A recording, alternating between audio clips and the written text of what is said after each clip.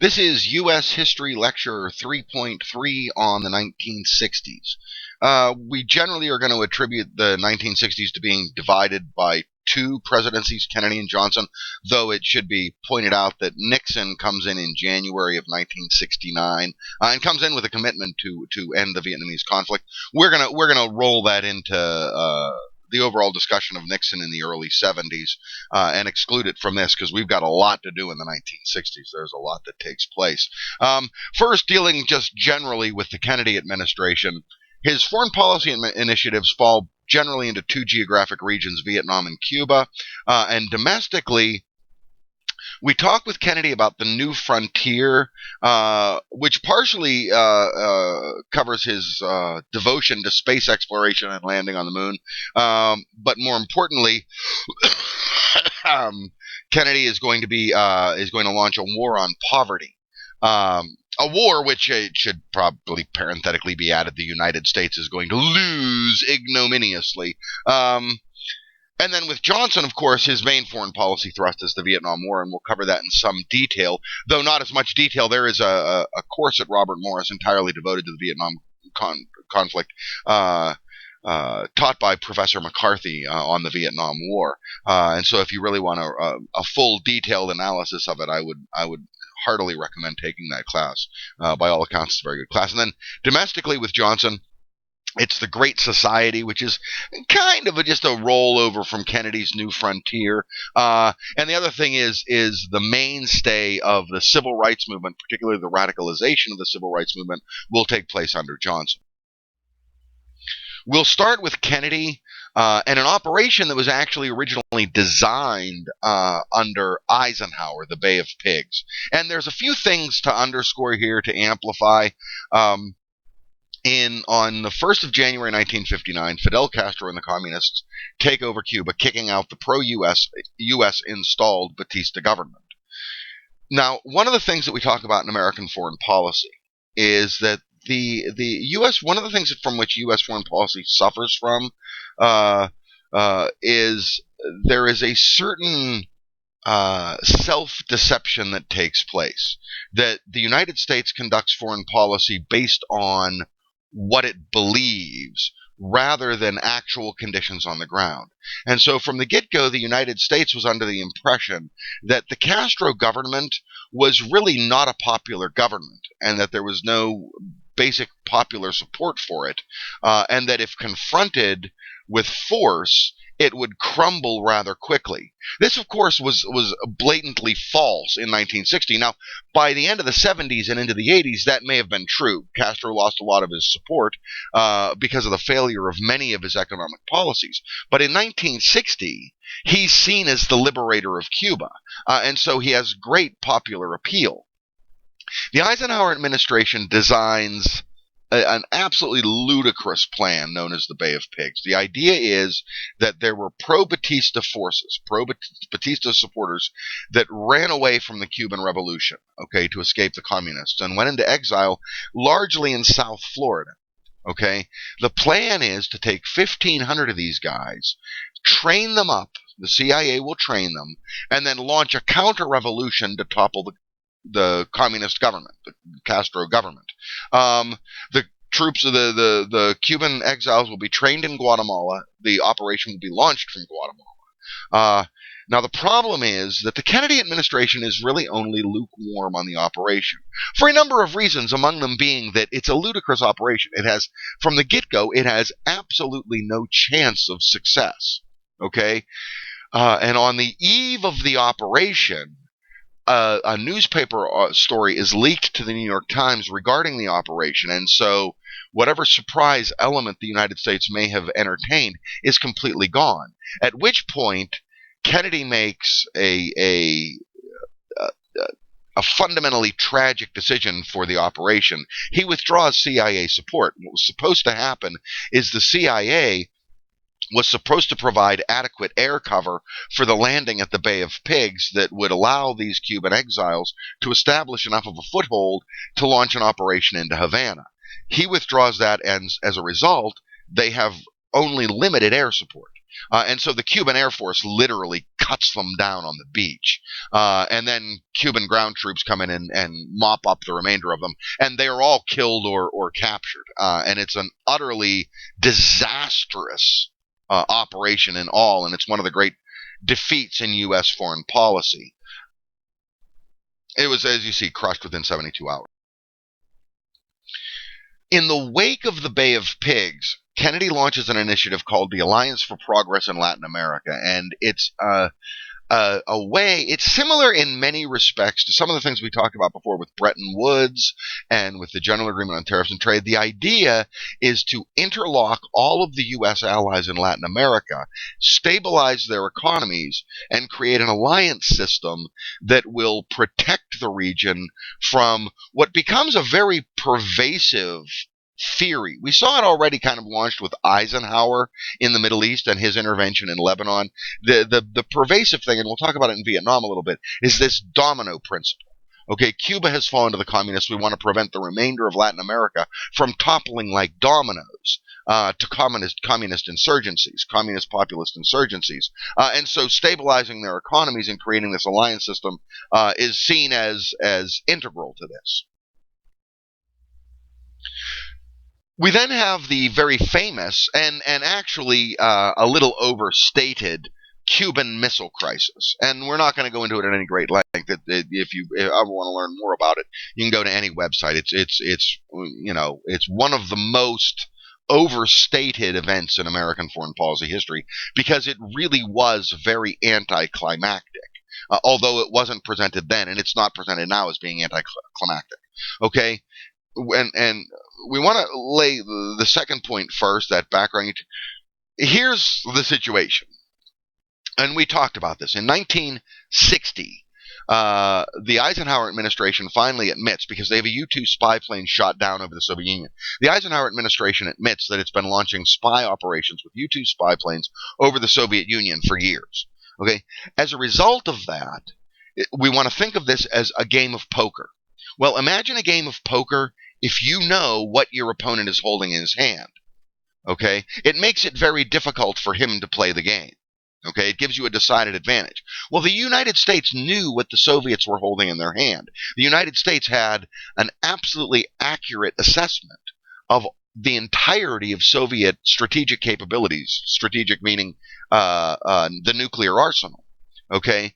So in a rather desperate bluff, in order to gain some leverage with the United States in negotiations, most notably over U.S. missiles in Turkey, the Soviets are going to build missile bases in Cuba. Now, it should be pointed out that no nuclear warheads ever made it to Cuba. Okay? It's actually somewhat speculative historically as to whether or not the Soviets actually were ever going to send actual nuclear missiles to Cuba. But what the United States saw, they flew over spy planes, and what the United States reconnaissance saw was missile bases being built. There were no missiles there. Okay? This will create the crisis. It's done for two reasons, and you see them there. One is to gain leverage, because what a lot of people don't realize is they take this as a great Soviet aggressive move that they're going to build these missile bases 90 miles off the coast of Florida. Well, what they don't realize is the United States in the 1950s had already done that. They'd built missile bases in northern Turkey, less than 90 miles away from the Soviet Union, to which the Soviets objected vehemently. And so this is going to be to try to gain some leverage to get the U.S. to withdraw its bases from Turkey. And also, in the wake of Bay of Pigs, it's a demonstration of Soviet support for the Castro government. The crisis really breaks in October of 1962. And you see I make reference here to Graham Allison's Essence of Decision. It's probably the seminal work on the Kennedy administration's decision-making process in the Cuban Missile Crisis. What Allison doesn't really focus on that much is that the United States had full knowledge of the Soviet strategic capabilities. And so it eliminated what Allison does in his book. It's actually a really excellent exposition of the Kennedy administration's decision-making process. And it's bounced off a guy by the name of Irving Janis, who wrote a thing called Groupthink Later, which we don't need to get into. It's one of these international relations, political science things, in which we look at the different decision-making apparati of various presidents and whether or not they seek from the outset the development of consensus, or whether it's open to discussion. For the Kennedy administration, it was open for discussion. Basically, one morning when the crisis broke, Kennedy went in and said, "Okay, boys, what do you think we should do?" Rather than going in and saying, "This is what I think we should do. How do we do it?" Okay, and they discussed a number of different options. Airstrikes was one, a blockade was another, economic sanctions was another, etc., etc. The final decision was to have a U.S. blockade and test the Soviet resolve to run the blockade, which the Soviets didn't do. The Soviets came face to face with the blockade, but never tried to run it. And this is largely because that everybody in the game knew that the Soviets were bluffing, that they had a strategic disadvantage and would not actually confront the United States. Now, the aftermath of the crisis was that two things. One, it definitely demonstrated support for the Castro government. The United States will not attempt again, from then till now, to overthrow the Castro government. The United States will impose economic sanctions, many of which still exist. They started to ease the economic sanctions with Cuba really in the 1990s and more in the 2000s after Fidel Castro left office. Now, when Fidel left office, this isn't a course on Cuban politics, but when Fidel Castro left office, he handed over the reins of power to his brother Raul, who is not that different. But the Cubans have, over the last 10 years or so, very reservedly attempted to follow along the line of the Chinese and the Vietnamese in terms of reforming some of their programs. And the United States has eased some of the sanctions, not all of them. More operatively, about 6 months after the crisis in the spring of '63, the Kennedy administration will make the decision to withdraw U.S. missiles from Turkey. Okay, which means the Soviets won that. Because that's one of the things they wanted. And also, what's going to come in the wake of this in the summer of '63 is the Limited Test Ban Treaty, which will prohibit the testing of nuclear weapons above ground. Okay, it will later be extended to a ban on all testing of nuclear weapons. This brings us to Kennedy's involvement in the Vietnam conflict.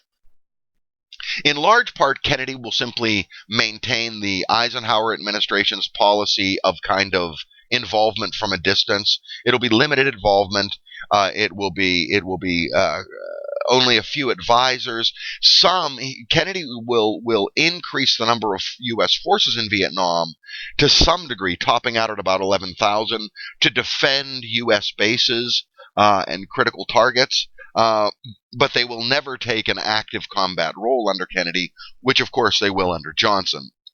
The Kennedy administration will also at first increase its support for the U.S.-installed government of South Vietnam under Prime Minister Diem. Later, when Diem begins to show signs of weakening in his resolve, the Kennedy administration will order his execution, and a CIA wet squad will go into South Vietnam and assassinate him, okay, and turn it over to a more pliable South Vietnamese government.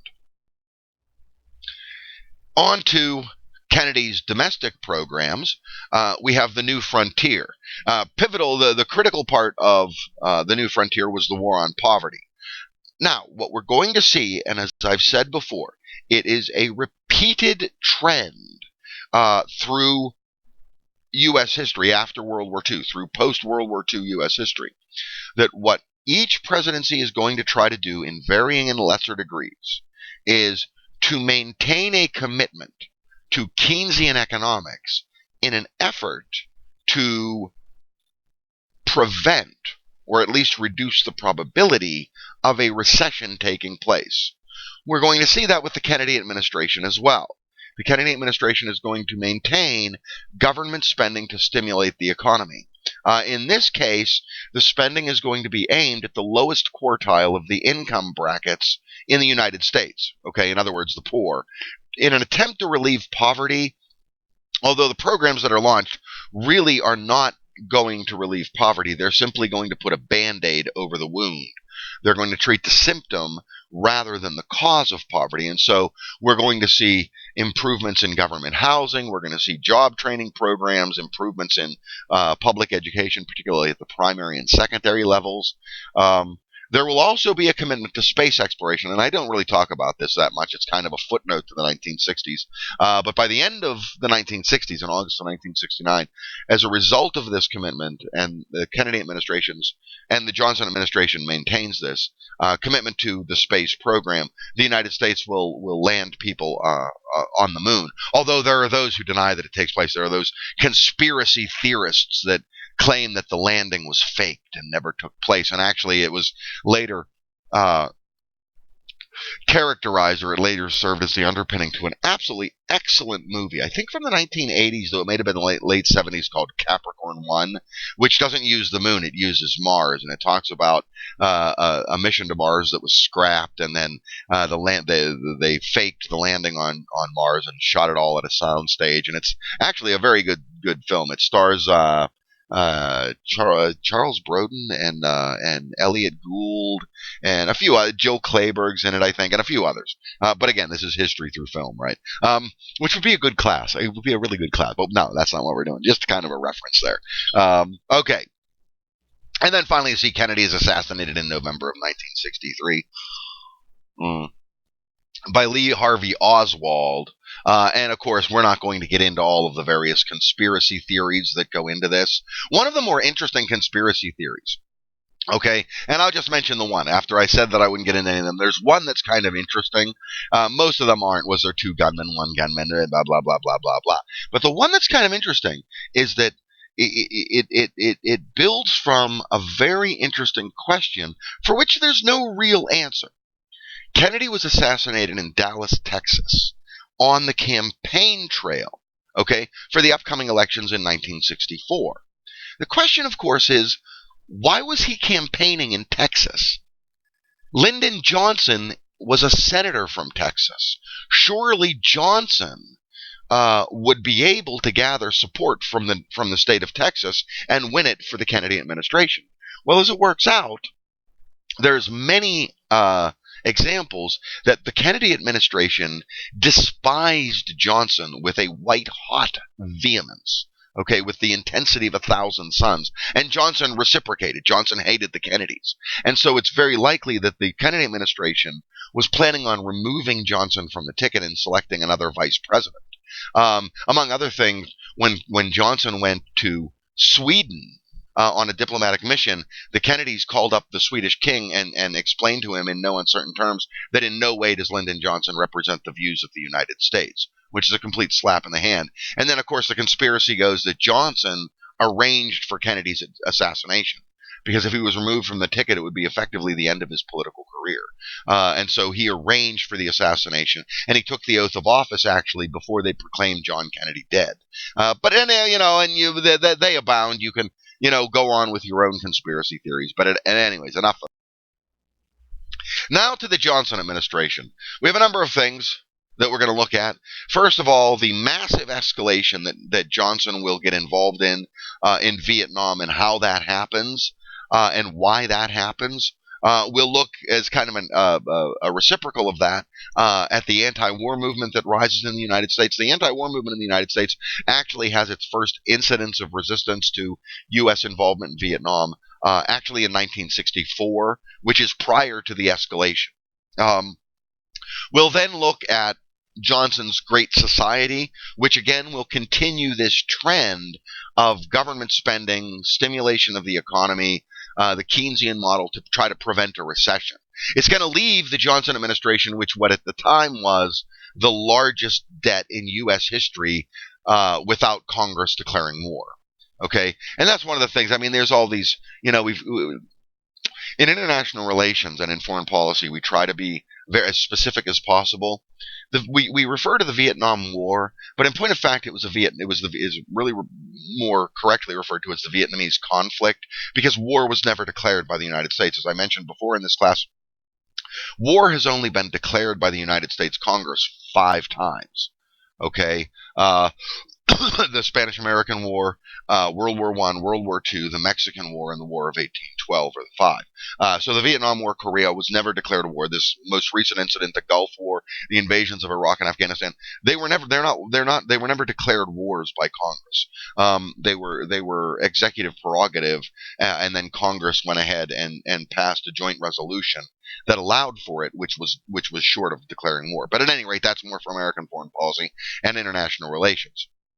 Uh, and then after the Great Society, we'll also discuss uh, the mainstay of the civil rights movement. Now, I had mentioned that the civil rights movement actually gets its ignition and kind of gets started actually under the Eisenhower administration in the 1950s, particularly with the landmark decision of Brown versus Board of Education, which rules that segregation is unconstitutional based on grounds founded in the 14th Amendment.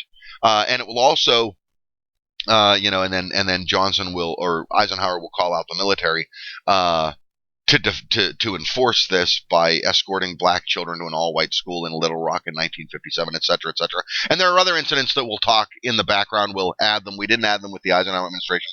We'll add them here, like the Rosa Parks incident and the sit-in at the Woolworth lunch counter, etc., etc. But what we'll see with Johnson is the escalation of the civil rights movement, and perhaps more importantly, the radicalization of it, with the founding of things like the Black Panthers, okay, and also with the adoption of the civil rights movement by the Malcolm X and the Nation of Islam. And then, of course, we'll see Johnson's demise. Johnson's demise is really by 1968. 1968. See, Johnson, it's kind of a ruling in the Constitution, but Johnson really only served one term from 65 to 69. He filled in for Kennedy's term, and so that doesn't count against him in terms of the timing under the 22nd Amendment. He would have been allowed to run again, is what I'm getting at. But he makes the decision in a very famous TV address in 1968 that he will not be seeking the nomination for the presidency. And it's largely because of the Vietnam conflict.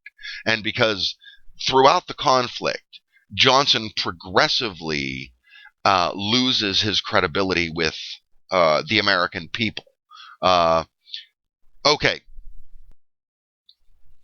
First, we want to look at the strategic overview of the Vietnam conflict.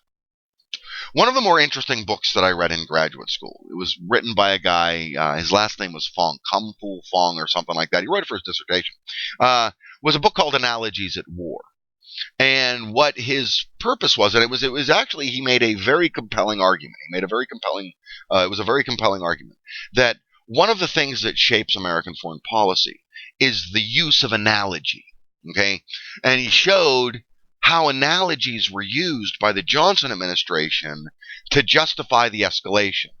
Now, I'd also mentioned to you Graham Allison's Essence of Decision and the analysis of the Kennedy administration's decision-making process in the Cuban Missile Crisis. And then I made reference to a thing called Groupthink by Irving Janis, which is actually a pivotal work in terms of the decision-making process in government. The Johnson administration is exactly opposite the Kennedy administration. Johnson was not a builder of consensus. Johnson came in and had a very definite, clear idea of what he wanted to do, and any information that was brought to his attention that would contradict what his intelligence was or what his information was would simply be discounted. Okay, this is very similar to what we see. We see evidence of this with the Bush administration and their decision to invade Iraq. Okay, when Bush took office in 2001, he was committed to the invasion of Iraq. He just wanted an excuse to do it. Johnson, very similar. Okay, two analogies were used here. The first was Munich. Okay, and this is the one that supported Johnson's preconceived notion. The analogy of Munich is, well, if you let Vietnam fall, if you let the South fall, this will be effectively the same as what they did with Hitler at Munich. They gave in to Hitler at Munich, and before you knew it, Hitler was gobbling up all of Europe. Well, this will be the same thing, and this is what brings up this domino theory, okay? That if you let South Vietnam fall, all of Southeast Asia is going to fall. The other analogy that was used by a guy by the name of George Ball. George Ball was the Undersecretary of State. His analogy was the analogy of Dien Bien Phu, which we've mentioned before. Dien Bien Phu was the site of the disastrous defeat of the French Foreign Legion in Vietnam that booted the French out of Indochina. He wrote a 75-page report on this, okay, on the strategic approach to Vietnam and whether or not the United States could prevail. His conclusion was that absolutely under no circumstances can the United States prevail in this conflict. The Vietnamese have demonstrated, under the Viet Minh and the Viet Cong, they have demonstrated an absolute commitment to ending foreign occupation. Okay? They have demonstrated an absolute commitment to being able to endure punishment. Okay? This will be an insurgency conflict which the United States is ill prepared to defend against. Okay? And so Ball lays it out, and his analogy is Dien Bien Phu. He lays it out that you should never get involved in this. Cut and run right now. Support the South Vietnamese government as long as you can with some military assistance, but don't commit our forces. From that point forward, George Ball is never again allowed into the Oval Office. Okay? Because he disagrees with Johnson. Okay? He's not a yes man. And so George Ball is never, he's out of the social club. He's done. Okay? Later on, of course, he'll write a book about it.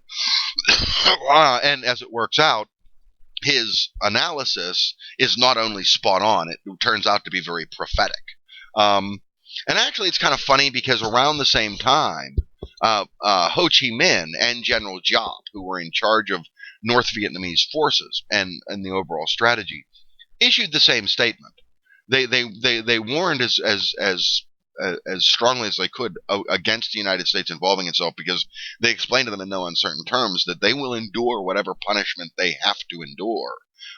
They will never quit fighting until all foreign forces are out of Vietnam, and Vietnam is once again one country. Okay? Now, the strategic approaches to the war. We talked about this already once. We talked about General Giap's long war strategy. The basic idea behind it was that if you are willing to endure the punishment that will be inflicted by the U.S. military, and it is considerable punishment, that eventually the United States will simply suffer from fatigue and lose interest in the war. Okay, think of it as you know what? I'll give you this example. In the 1970s, while I was growing up, the heavyweight champion of the world, before they divided boxing into 1,000 different leagues and classes, the heavyweight champion was Muhammad Ali, formerly Cassius Clay, and he developed a strategy known as the rope-a-dope. And the rope-a-dope was very similar to Giap's long war strategy. Okay, you go over to the ropes. You bundle yourself up. You let the opponent punch himself out. You just let him punch furiously. Take the damage. Okay? Eventually, he's going to wear himself out. He's going to get tired. And when he gets tired, you punch him in the face. Okay? Now, as it works out, Giap's going to try this, and it's not going to be very successful, the punch in the face part. Literally what's going to happen is the United States is just going to suffer from fatigue. They're just going to wear out overall. There's going to become this anti-war movement that's going to facilitate that. We'll deal with that later on. Now, the U.S. strategy for its part is a difficult one. Okay? The first point I want to raise is this World War II tactics. The United States military, we're looking at 1964. Okay? The United States military in conventional forces was arguably the most effective military force on the planet, with the possible exception of the Soviets. Okay, that was always the question conventionally. So there was no question on a conventional level that the United States military could prevail if it was a conventional war between the United States and the Vietnamese army.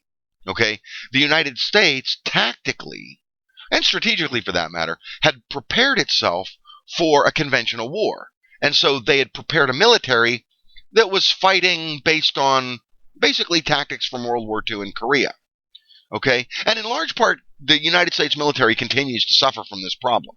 Okay, this has been the problem with Al Qaeda and the war on the radical element of fundamentalist Islam, is that the United States military has effectively been trying to use its conventional military force against an insurgency, which is a difficult thing to do.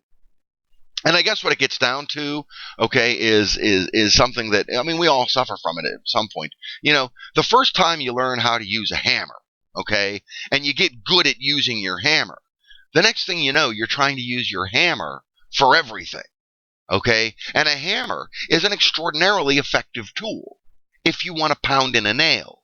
It's not nearly as successful if you want to cut a piece of wood in half. Okay? And so the U.S. military was the best hammer on the planet.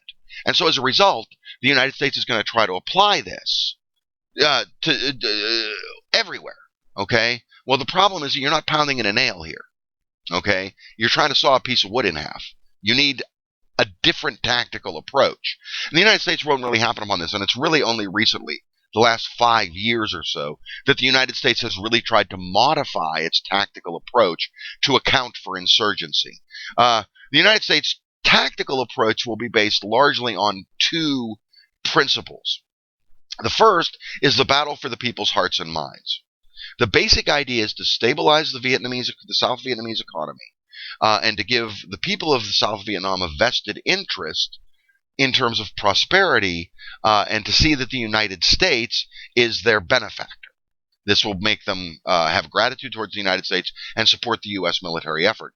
And the other is a search and destroy idea, which is to find particularly Viet Cong bases, root them out, and destroy them, and also to cut off support for the Viet Cong from the north. Principally that goes along the Ho Chi Minh Trail, which is a series of underground tunnels which stretch from North Vietnam down to South Vietnam, not just through Vietnam, but also through Laos and through Cambodia. This will become the excuse for the Nixon administration in 1972 to begin bombing Cambodia. And this will not be terribly successful. And actually, the way it works out now, my understanding is, I've not been on one of the tours myself, but it would be outstanding. Vietnam is now a wonderful tourist destination for Americans because the Vietnamese economy is relatively depressed, and so $1 in Vietnam goes a very long way. And so it's an excellent, and they love to see Americans there. Okay, they have actually, Vietnam has developed, and we'll discuss this in later lectures. The Vietnamese have actually developed a very nice working relationship with the U.S. government, and they run tours of various parts of the Ho Chi Minh Trail, where you can actually go and see the Ho Chi Minh Trail. Now, early on, okay, perhaps because of George Ball's report, perhaps not, but early on by 1960, the end of 1965. When Operation Rolling Thunder had failed to really achieve its objective quickly, the Johnson administration comes to the conclusion early, probably at least by early 1966, that Ball was right. You're not going to prevail in this conflict.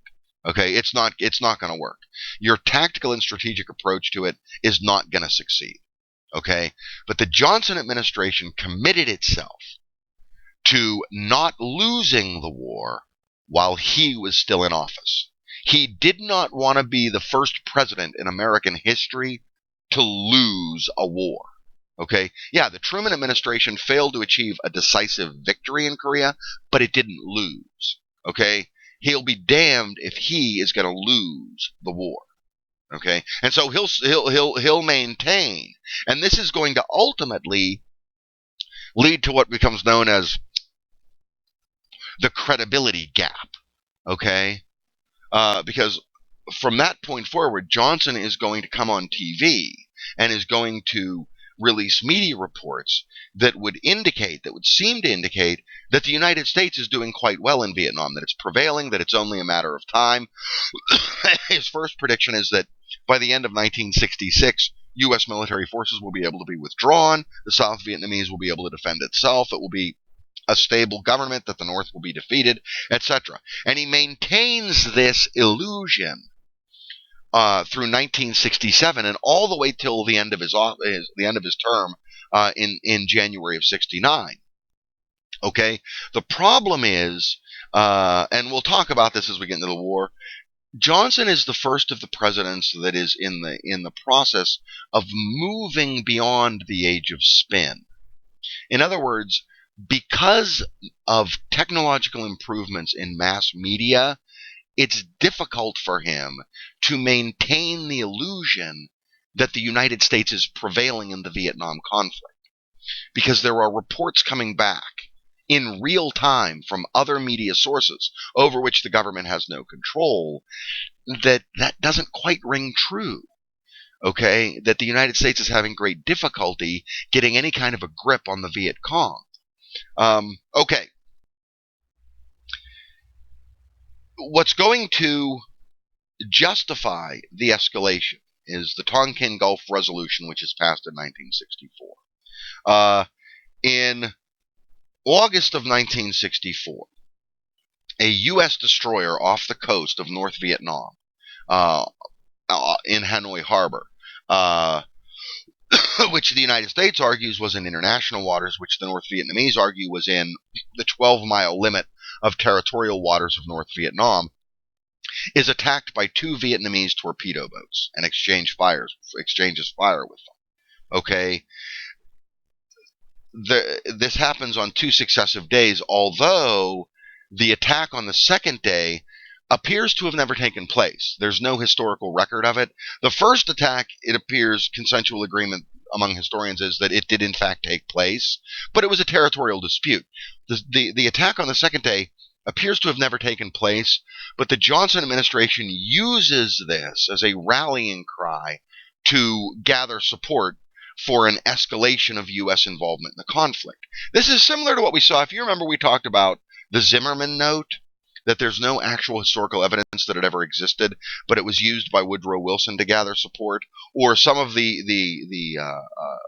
initiatives launched by the Franklin Roosevelt administration to rally support for war against the Axis powers for involvement in the Second World War. It's also reminiscent from U.S. History 1. It's reminiscent of the XYZ affair, which was an attempt by the Federalists to gather support for war against France. That goes back a ways, so that's the 1790s.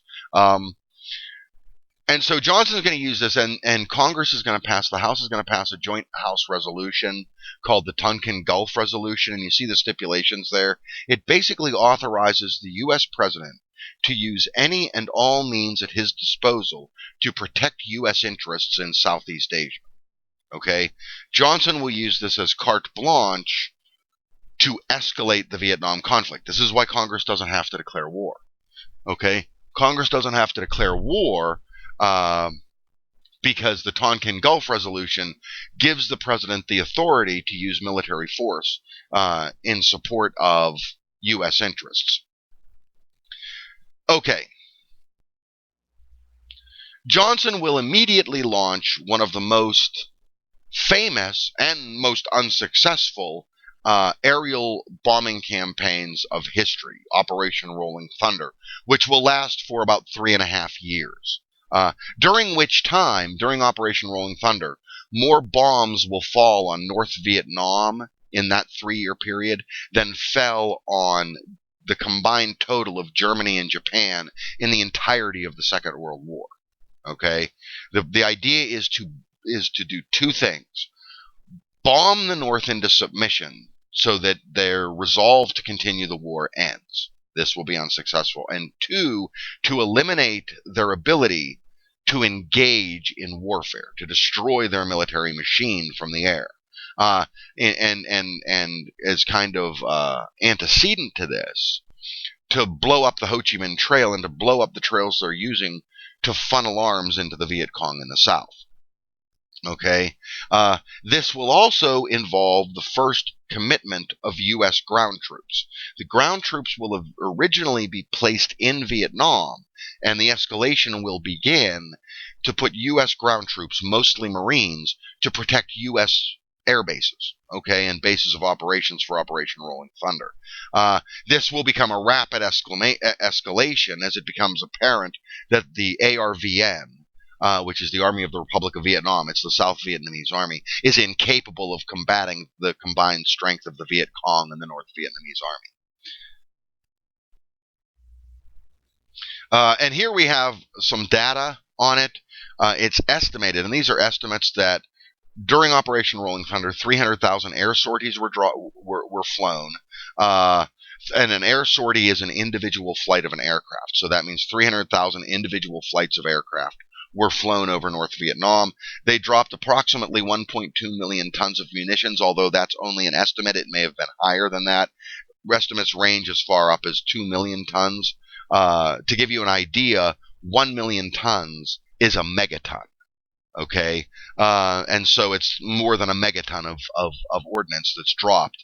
The bomb that fell on Nagasaki was between 5 and 10 kilotons. And North Vietnam, and it's actually true. We'll look at the overall casualties from the Vietnam conflict in a minute here. But the North Vietnamese, the estimates range wildly. And in Operation Rolling Thunder, that's no exception. The North Vietnamese estimate that Operation Rolling Thunder killed between 100,000 and 2 million people, the vast majority of which, probably 95% or more, were civilians in Hanoi. Okay? And in all, there were 900 U.S. aircraft shot down. They were shot down principally for two reasons. The Soviets and the People's Republic of China were supplying North Vietnam with radar-controlled anti-aircraft artillery and with surface-to-air missiles. And two, because the mainstay of Operation Rolling Thunder was undertaken by F-4 Phantoms, and F-4 Phantoms and F-5s suffer from a technological or tactical weakness, which is that they're of limited speed when they ascend. And so what would happen is the U.S. Aerial forces would come in, drop their ordnance on target, and then try to pull out to go home. And when they would pull up, their speed would diminish, and they would become ripe targets for radar-controlled anti-aircraft artillery. And that's how they were shot down. And so the vast majority of prisoners taken by North Vietnam during the war were airmen. Okay? More than that, it was generally seen, and is generally seen by history, as a tremendously ineffective operation. It did not stem the flow of weapons to South Vietnam. In fact, the flow of weapons is estimated to have increased during Operation Rolling Thunder. It did nothing to reduce their capability to fight. It did nothing to reduce their resolve. In fact, quite the opposite. It actually increased their resolve to resist the U.S. occupation of South Vietnam. They actually gathered support. The Viet Cong's numbers actually during Rolling Thunder increased, not decreased, and North Vietnam actually the same way. Those who were sympathetic towards North Vietnam's effort to help the Viet Cong actually increased during Operation Rolling Thunder. And this is kind of similar to what we're going to talk about in later lectures regarding the U.S. military efforts against al-Qaeda and against the radical elements of fundamentalist Islam. If anything, these efforts have actually increased resistance to the United States. Okay, and a lot of it is, it also kind of is because in this conflict, you have to understand what's happening here. Okay, and we'll just kind of throw it out there real quickly. The United States at that time is a nation of about 250 million people. Vietnam is a nation of about 17 million. Okay? So the United States is attacking a country that is 1/10 its size. Okay? And that's one of the questions, one of the things we get into in a debate in American foreign policy and international relations is why it is that the United States failed to prevail in this conflict. You're picking on someone that's 1/10 your size. How is it you didn't win? And there's a variety of explanations, some of which I've already gotten to. Now, here we see a table that I found on the ground escalation. And you can see here, let me get up my laser pointer real quickly. I'm always looking for an excuse to use the laser pointer, right? You see that in 1960, we start with 900, and that was generally consistent with what we saw with the Eisenhower administration, and the total military personnel will peak out here in January of 1969 with 542,000. But Nixon takes over in 1969 after Johnson is president in the White House, and runs his campaign on the premise of withdrawing from Vietnam. It will become actually the first application and mainstay of what we're going to look at as the Nixon Doctrine. He'll try to give the conduct of the war over to the ARVN, the Army of the Republic of Vietnam. And so from the beginning of that Nixon gets involved, you see he's going to measure down U.S. military forces. And this table doesn't cover all the way, but the last of the U.S. military forces will be withdrawn in the summer of 1973. And actually, I remember it really well. You could watch it on TV. I was 9 years old at the time. You could watch it on TV, and it was absolutely disastrous. It was the most ignominious withdrawal ever. Okay? They literally cut and ran. In fact, in 1979, for reasons that we're not going to get into, if this were international relations or something, we would get into it, Vietnam will invade Cambodia to topple the Khmer Rouge government. And when they do so, the vast majority of the equipment that the Vietnamese use is U.S. equipment that was left there in the Vietnam conflict. Literally, what the Vietnamese will do, because they lack petroleum, they lack petroleum reserves, and they will literally drive U.S. tanks into Cambodia and then abandon them when they run out of gas. Okay, and what we see also is we see the pro-U.S. South Vietnamese will attempt to leave with the U.S. forces, and it becomes absolutely disastrous. I mean, you're talking about people that literally will try to smuggle themselves in and sneak into wheel wells in airplanes. Now, the wheel well of an airplane is not pressurized, okay? And atmospherically, the temperature drops 3 degrees for every 1,000 feet. These guys are flying at 40,000 feet. That means the air temperature at 40,000 feet is 120 degrees lower than what it is on the ground. Okay, so when they're flying across the Pacific with 80-degree weather, it's negative 40 in those wheel wells. And so literally they come to the United States and they open the wheel wells, and these guys are like little frozen popsicles. And so it becomes disastrous. Okay. And actually, there's a movie that isn't really about the withdrawal from South Vietnam. It's about Cambodia, called The Killing Fields, which was done, I think, in the 1980s. And it was a brilliant, it stars Sam Waterston before he gets what appears to be Parkinson's. And it's a brilliant film. It's a true story about a U.S. news reporter, correspondent, who attempts to smuggle one of his friends, his Cambodian counterpart, out in 1977 when the Khmer Rouge take over in Cambodia. And it's an absolutely excellent film. The Khmer Rouge, when they take over in Cambodia, Pol Pot, as a result of his programs, which we won't get into at any great length because it's well beyond our scope, will end up killing about 1.5 million people. Cambodians. And that's why the Vietnamese ultimately go in to overthrow him. Okay. But that's the ground situation. Now, here we have the overall costs of the conflict. In human lives, U.S. casualties officially are set at 58,200, and you can see every single individual name of them. If you're ever fortunate enough, they had a mobile, a traveling wall here in Beaver. I think it was this last summer. But if you ever get a chance to go to Washington, D.C., you absolutely must put on as a priority list to see the Vietnam War Memorial. I, of course, was in D.C. for a year during my graduate studies at Georgetown, and so had ample opportunity. And, you know, it's really kind of funny because I've been to Washington, D.C. many times. I mean, I lived in Washington, D.C. I've seen all these memorials, and they're all very impressive. The Washington Monument, the Congress, the Lincoln Memorial, the Jefferson Memorial. They're all very impressive. They're all very nice, but they pale by comparison to the Vietnam War Memorial. You can, and the Vietnam War Memorial, very simply, is a wall with every one of the 58,200 names of the U.S. servicemen who died in the Vietnam conflict. Okay, for the Vietnamese, sorry, I get a little emotional when it comes to that kind of thing. But the Vietnamese, there was no accurate assessment as to what their casualties were. They didn't really keep the figures. Later on, it will become an issue between Vietnam as they're trying to normalize relations with the United States to return U.S. servicemen missing in action.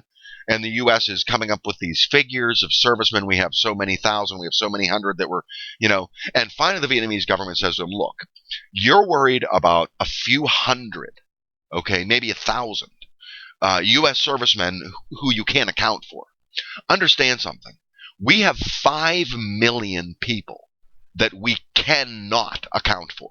We have no idea where they are or what happened. Okay? In terms of casualties, they really did not keep any estimates. Estimates range wildly.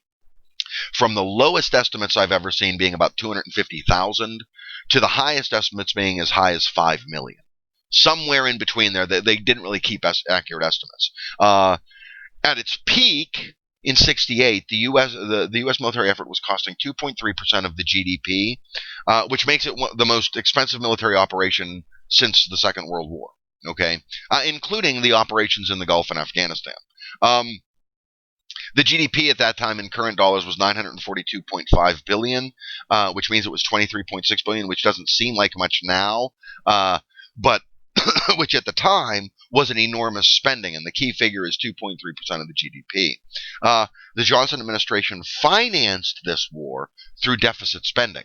Okay, this is what's going to crank up the deficit, and so Johnson's going to simultaneously attempt to pay for the costs of the Vietnam conflict, along with also his social programs of the Great Society.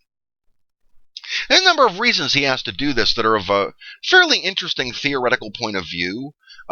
Like the Roosevelt administration, Franklin Roosevelt, he didn't do this. When World War II began, the New Deal ended. Okay? This is because Congress declared war. And when Congress declared war, the Roosevelt administration put the United States economy on a wartime footing. In other words, took control over production, over labor management, over prices, over the whole 9 yards. Okay? So that's what stimulated the economy. The Johnson administration doesn't do that. Okay? So he's continuing to try to stimulate the economy through continued social spending in the Great Society, while simultaneously trying to fight the costs of finance the Vietnam conflict. The same thing's going to happen to the Bush administration when it goes into the Gulf. Same thing has happened to the Obama administration as it's maintained military operations in Iraq and Afghanistan. Okay. On to Johnson's domestic policy. As I mentioned, it's referred to as the Great Society. It will continue the trend, as we've seen before, of attempting to use Keynesian economics to prevent a recession.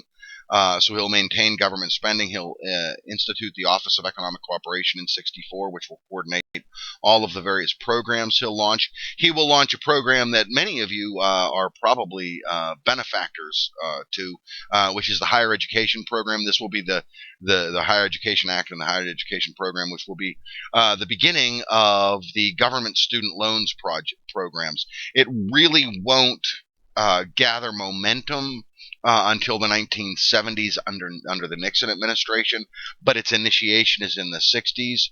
And this is also one of the reasons why they refer to the Vietnam War as a blue-collar war. The vast majority of servicemen serving in Vietnam were all from the lowest 2 quartiles of the American society, the poor and the lower middle class. And that's because the other 2 quartiles, the upper middle class and the upper class, one of the reasons for getting out of the draft during the 1960s was being a full-time student. And the only people that could really be full-time students were members of wealthy families, because only wealthy families could afford college.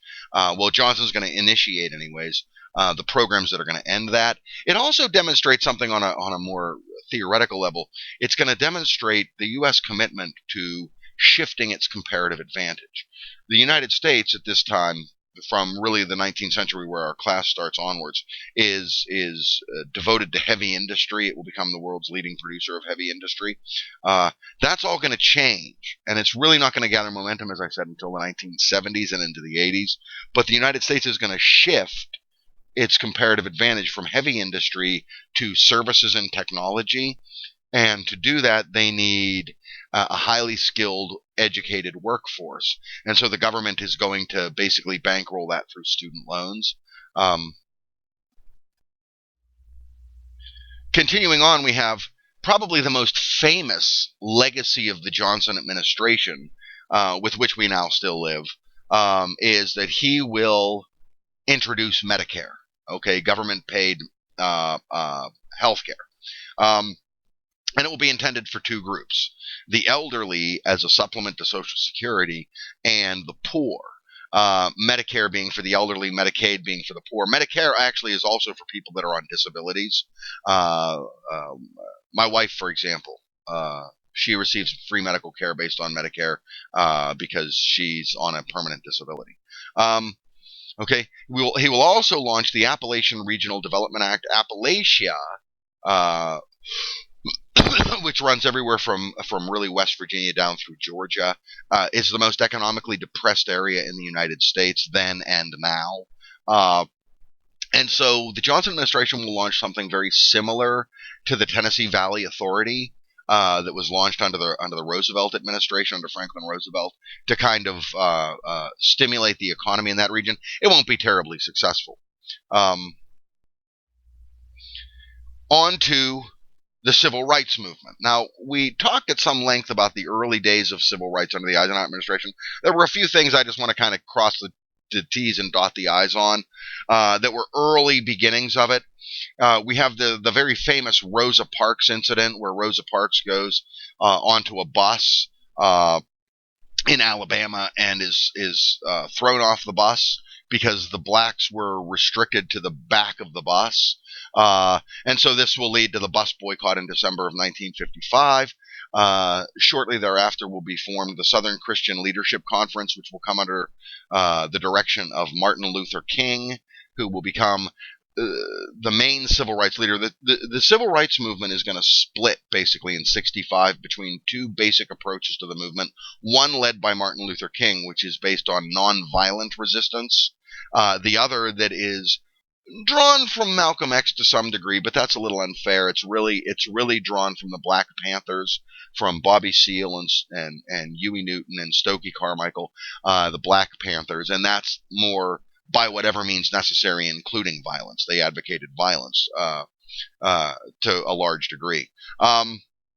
The Congress of Racial Equality is an early movement. It doesn't really accomplish much. It's created in 1942. It will join ranks with the Southern Christian Leadership Conference in 57 and kind of come under the direction of King as well. We have the very famous Woolworth's lunch counter sit-in, where 4 black men go into Woolworth's, and of course segregation was everywhere. You had separate facilities for blacks and whites, and they went into the all-white area of Woolworths and sat in the lunch counter until the police had to actually arrest them and take them away, and it became a rallying cry for the civil rights movement. And one of the early culminations of the movement, when the movement really takes on momentum, is in December of 63 with the March on Washington, D.C. And actually they have no real accurate estimates as to how many took place in the march. The estimates range anywhere from 25,000 to 100,000. Congressional action regarding civil rights was actually fairly restricted. There were 2 famous ones that are listed here: the Civil Rights Act of 1964, which remember, we had a Civil Rights Act back in 1860. In the 1860s, but it didn't really accomplish anything because there was no enforcement mechanism. Well, now the Johnson administration is going to put in an enforcement mechanism with the Civil Rights Act of 1964, which is the EEOC, the Equal Employment and Opportunity Commission, that will guarantee equal rights in the workplace for blacks. And this will ultimately lead to the quota system that now exists, where, particularly with government contracts, anyone receiving a government contract for the production of anything has to have a certain quota breakdown of minorities that is in some degree they try to base it on proportion of population. There will also be the Voting Rights Act of 1965, which is pursuant to the 15th Amendment. In the 15th Amendment, Congress, the 15th Amendment says that you can't restrict someone's voting rights based on race, creed, color, or condition of previous servitude. Okay, it was never very strict. There was no enforcement mechanism. It wasn't particularly enforced. Well, the Voting Rights Act will be enforced in 1965, and this will really end the discrimination against particularly blacks in the South in terms of their voting rights. As I mentioned, the movement will really in the mid-60s become radicalized. There is, particularly among the younger generation of black Americans, there is a sense that the movement isn't really going anywhere. Okay? The Civil Rights Act and the Voting Rights Act aren't enough. Okay? And so a more radical element of the civil rights movement is going to rise up in the mid 60s. And it's going to really start with the riots in July of 1964 in Rochester, Harlem, and Brooklyn. It will spread to the most famous of the riots, which is in August of 65, the Watts riots, where they essentially burn down the suburb of Los Angeles known as Watts, which is an all black area. This will ultimately be suppressed by the National Guard. The National Guard will come in and clear the streets. And then the riots will, of course, spread to Chicago, Detroit, and actually most major American cities will experience riots at some time during the 60s, particularly in their black-dominated areas. The radical organizations, the most famous of it's the Black Power movement. The most famous of them is the Black Panthers, which still exists. The Black Panthers still exist. And there was some speculation about that in the 2012 elections because there were members of the Black Panther organization who were providing security at voting stations. And a lot of people said, well, this is just bizarre behavior, and it's done as a way of intimidating voters into voting for Obama. It's probably a little bit of a stretch of the imagination. But the Black Panthers were founded in October of '66 by Bobby Seale and Huey Newton. They were later joined by another radical activist, Stokely Carmichael. And Bobby Seale will ultimately become part of the Chicago 7, which we'll talk about here in a few minutes. Malcolm X will become the director of the Nation of Islam in the early 1960s. The Nation of Islam actually dates back to like 1936 to the 1930s, and really wasn't involved in the civil rights movement as such until the 60s, until Malcolm X puts them there.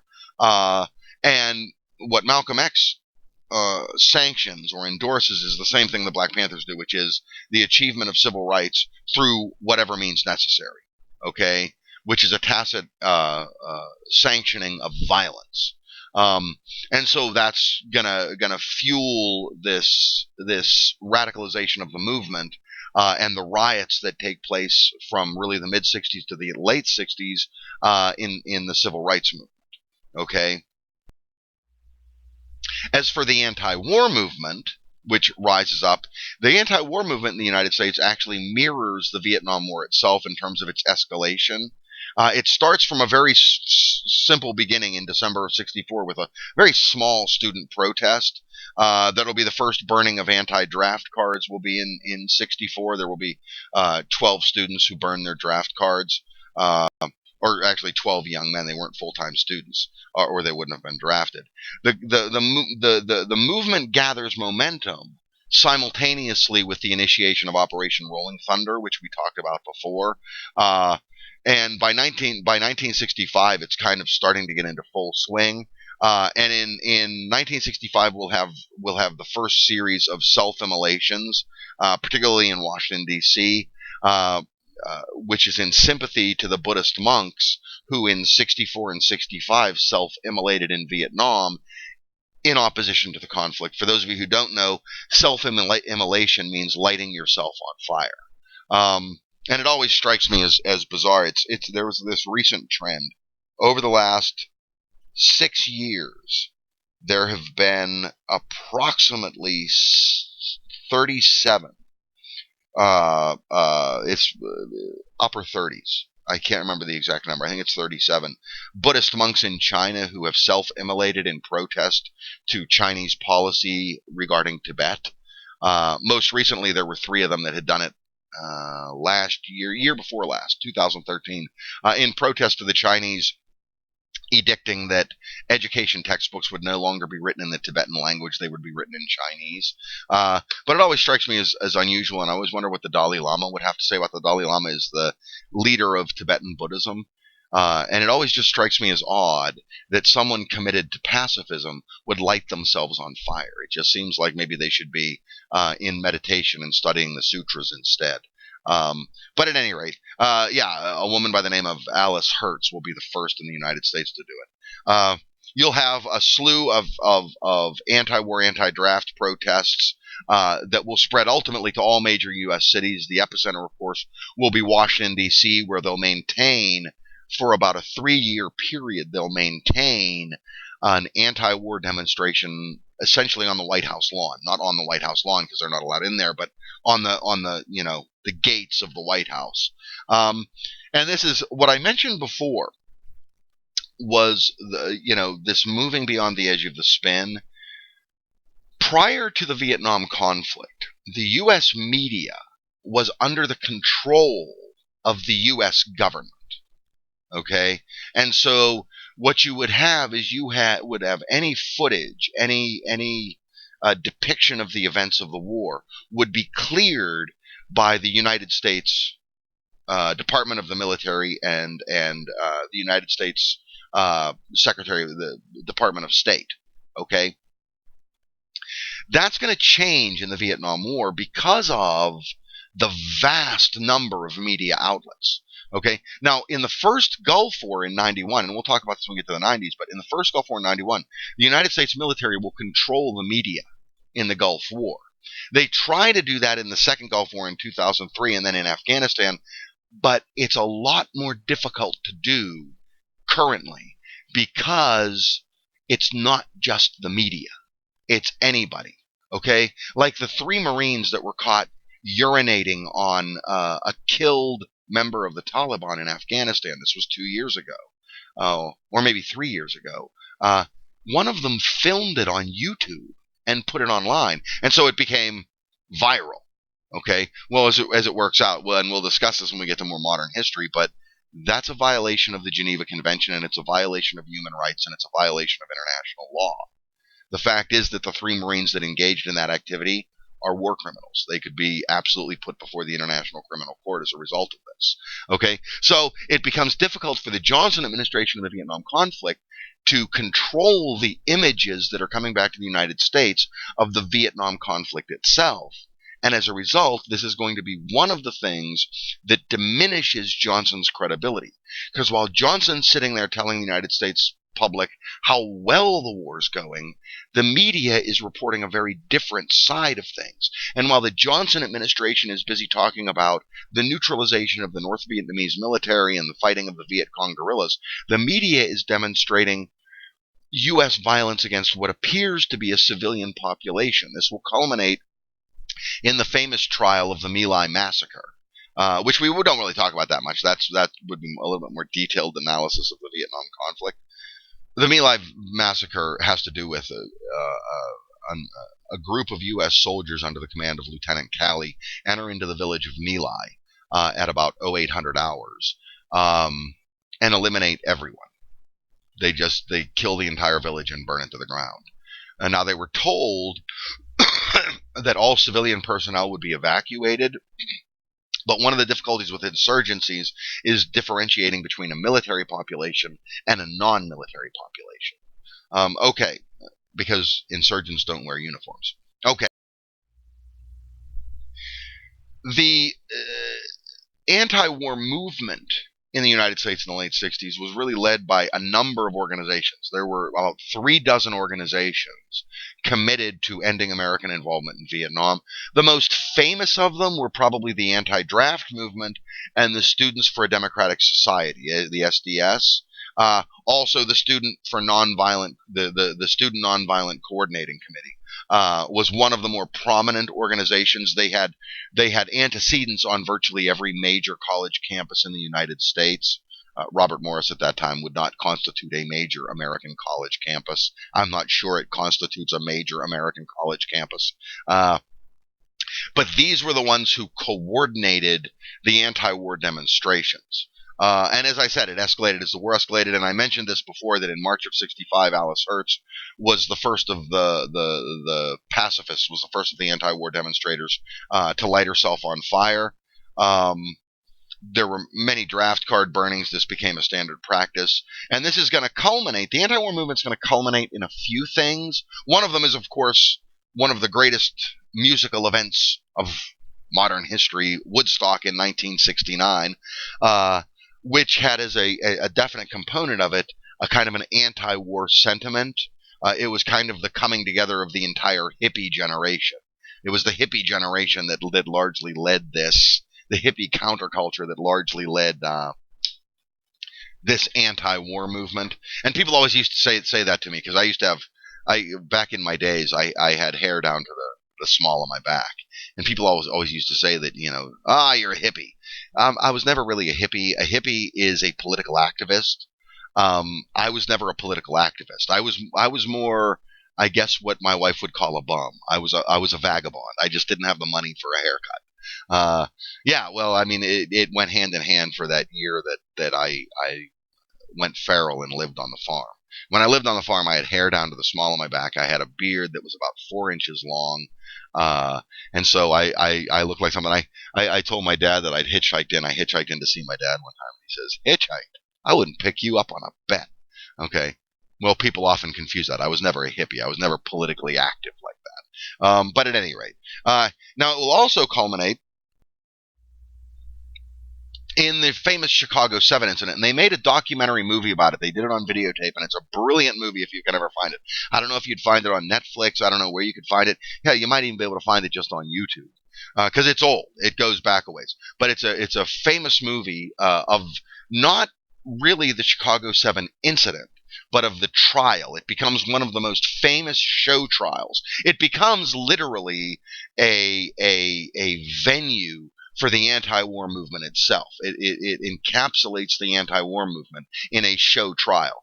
Technically, or I guess specifically, the Chicago 7 were a group, and you say Chicago 7 or 8 because Bobby Seale was originally included in the group, but he left the trial, and his trial was postponed to a later date.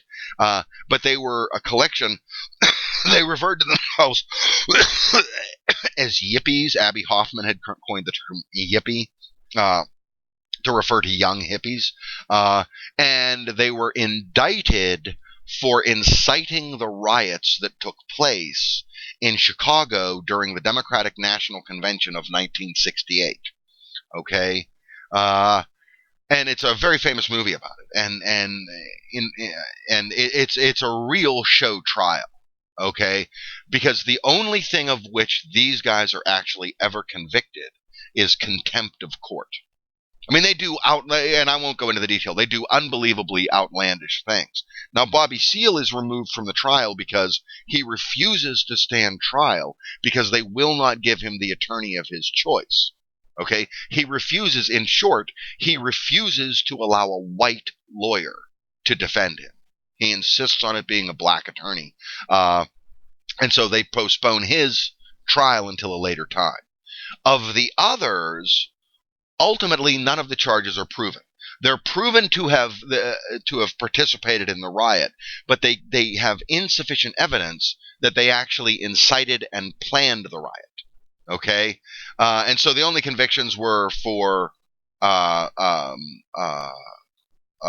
contempt of court, and these were actually all overturned. None of them served more than 90 days in jail. The more famous of the anti-war culminating moments really is in the 1970s, but again, we'll lump it in here because it's part of this whole anti-war discussion, is at Kent State. And actually, the last year I did my undergraduate at a little place called Hiram College, which is 35 miles southeast of Cleveland, Ohio, which is about 30 minutes away from Kent State University where the shootings took place. And the last year there, my last year at Hiram, that last summer, I had to fulfill some lab science requirement to graduate. And so I did it at Kent State. I took geology. It was a really great class, by the way. But on a daily basis, I had the opportunity to walk down the hill where the Kent State shootings took place. And it's really kind of funny because I've experienced this before, and maybe you've experienced this yourself if you've ever been to anything like a Civil War battlefield. History is a contact sport. And I don't know whether or not it has to do with chi energy or what it has to do with. But like, for example, when I was a kid, my grandparents, they lived in Wyoming, a little place called Sheridan, Wyoming, which is not far. It's about an hour and a half away, not even an hour and a half away, from the battlefield of the Little Bighorn, where Custer was killed, which we talked about, actually, in this class way back when. But I was actually at the battlefield, and you could feel it. And I remember the summer that I was at Kent State, you could feel the anti-war demonstration that took place on that day in August of 1970.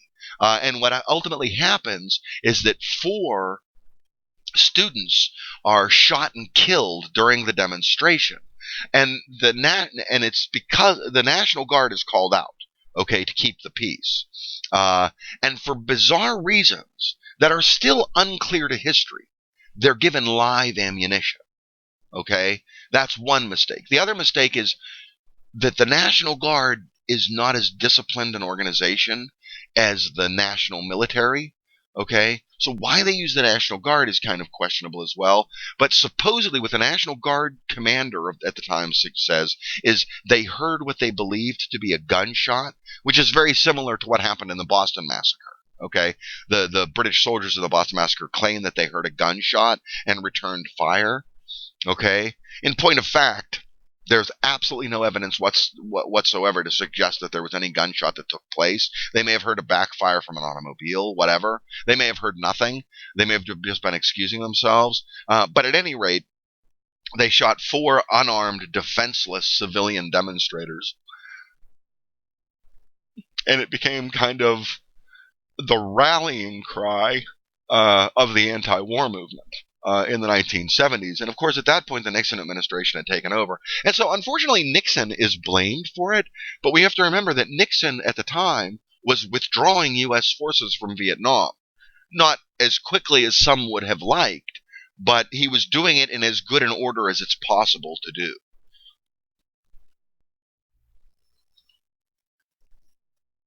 This really could have been included in the discussion of the Vietnam conflict in the Johnson administration, but I wanted to include it here because we're now moving into the ultimate demise of the Johnson administration, and the Tet Offensive had a lot to do with it.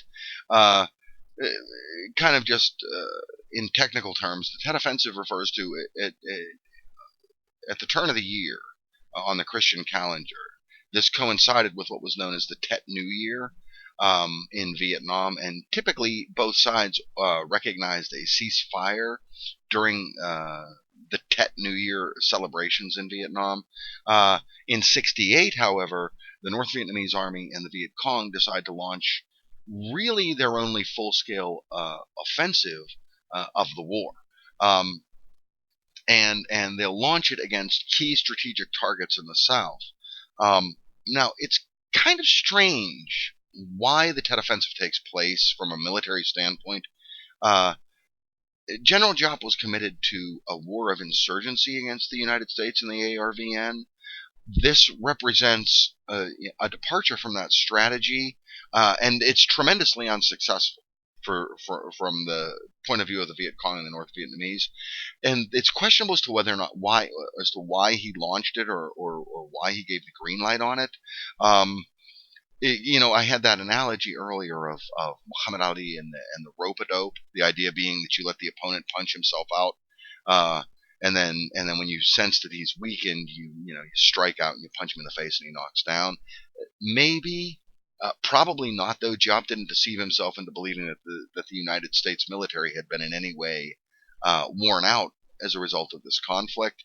It's probable that instead it was used as a political tool.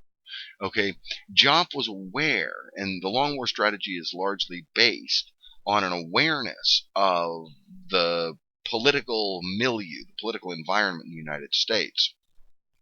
And so he paid very close attention to how politics went, and he watched the development of this anti-war movement.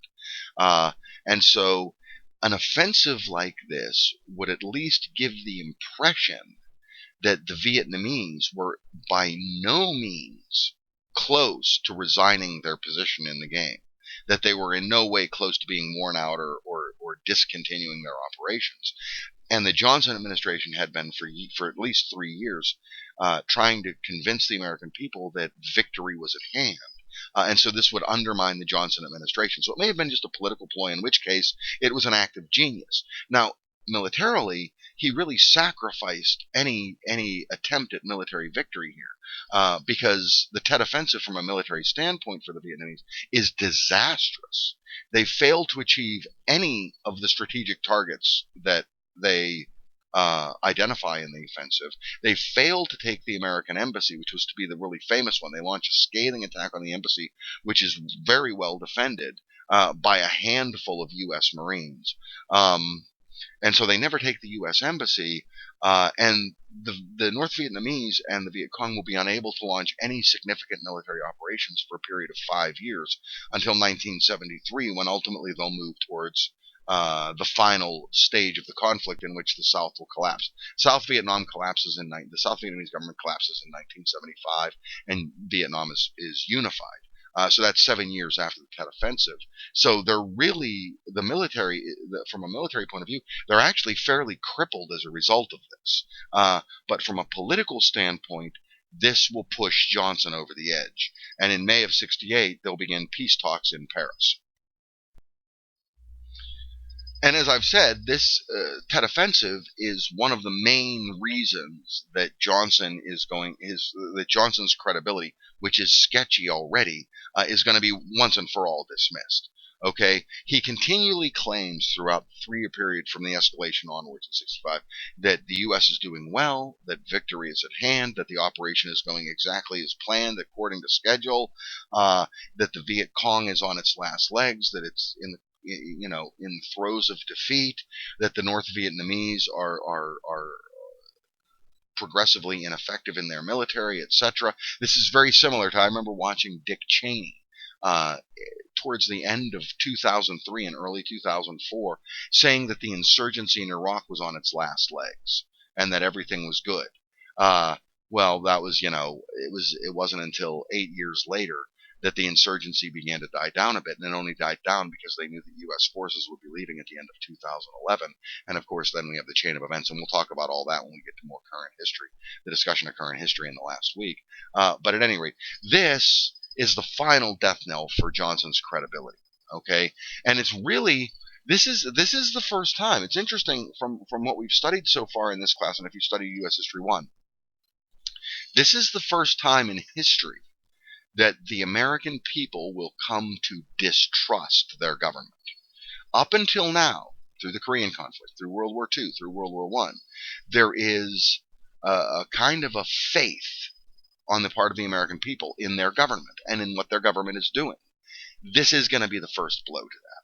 Okay, and it's going to be Johnson's responsibility. If Johnson had come out originally, and this is one of these what if things, right? But if Johnson had come out originally and said, we've got problems in Vietnam, the operation's not going exactly as we anticipated, it's going to take longer than we had anticipated, if he'd actually owned up to it, it might have been different, but he didn't. Okay, and there's any number of reasons why it didn't, but he didn't. And so in late spring of '68, for the first time in the conflict, for the first time in the 3-year escalation of the war, Johnson has a legitimate, clear-cut, decisive military victory that he can present to the American people. But when he goes on national television and does so, everybody kind of blows him a collective raspberry, goes like that, right? Because they don't believe him. This is what he's been telling them for 3 years. Why would they believe him now? Okay? And so it really pulls the wind out of Johnson's sails. And it's kind of interesting, too, because what we're dealing with now is the collapse of the Johnson administration.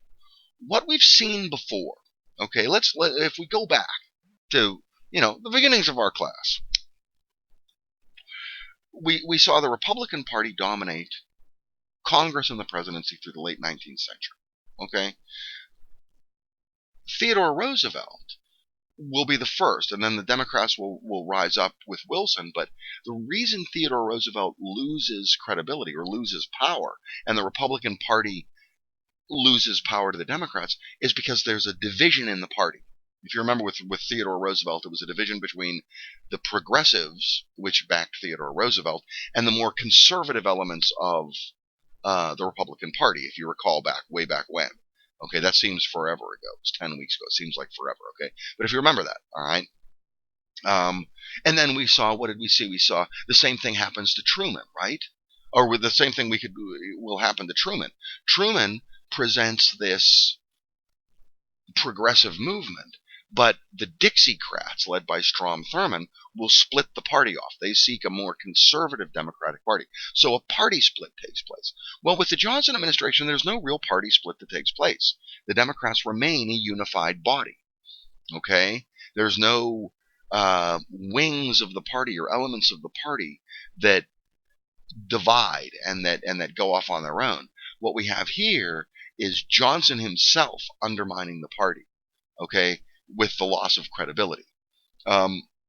And so, as I've said before, we're moving beyond the age of spin with Johnson, and from that point forward, it's going to be harder and harder, until now the way it works with the Bush administration and the Obama administration is it's impossible for the government at this point to spin events in their favor. Okay? It's more difficult for them to project an image of what's going on to the public that they want to construct, or that they want the public to have, whatever image they want the public to have, because there's too much availability of mass media. Okay? Well, Johnson's the first to start to experience this, that the government loses control of mass media and mass media's projection of the image of the war to the United States people. Okay?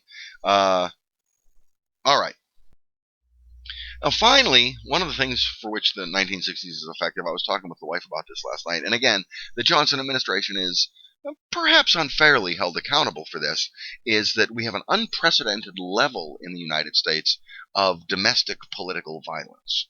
We will have 4 major assassinations during the 1960s, the first of them, of course, being the U.S. president. Kennedy is assassinated by Lee Harvey Oswald in November of 1963.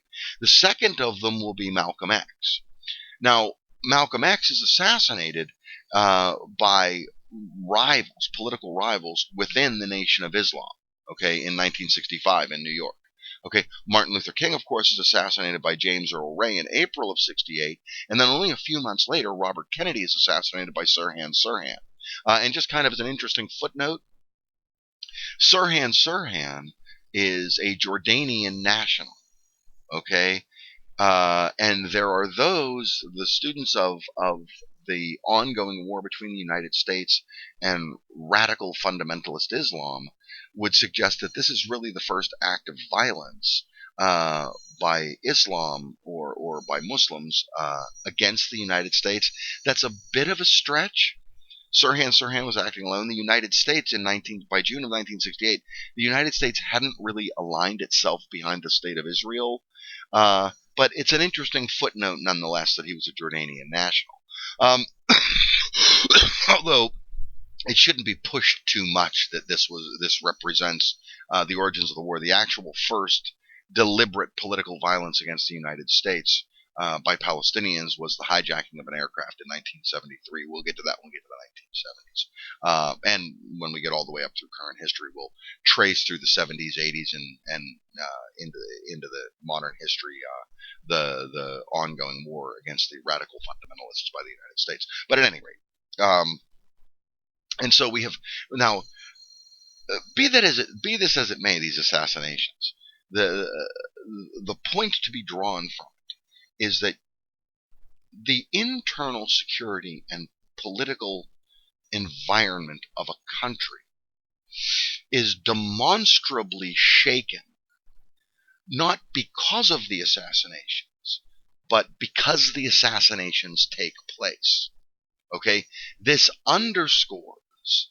a lack of cohesion within the United States and a radicalization of the polar opposites in the United States. Okay, what's going to happen under Johnson is the United States, to an unprecedented level, not seen since the Civil War. Okay, the Civil War obviously sets the precedent, but not since the Civil War have we seen the United States domestically torn into two so polar oppositions, so polarly opposed opposition camps, so radical and extreme in their positions.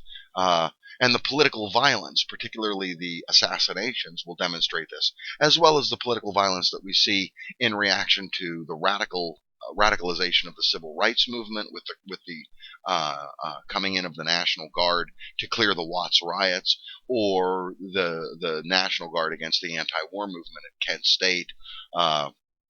So there is just, by the end of the 60s, by the end of the Johnson administration, there is a very clear polarization within American society. The United States itself is close to ripping apart as a result of this.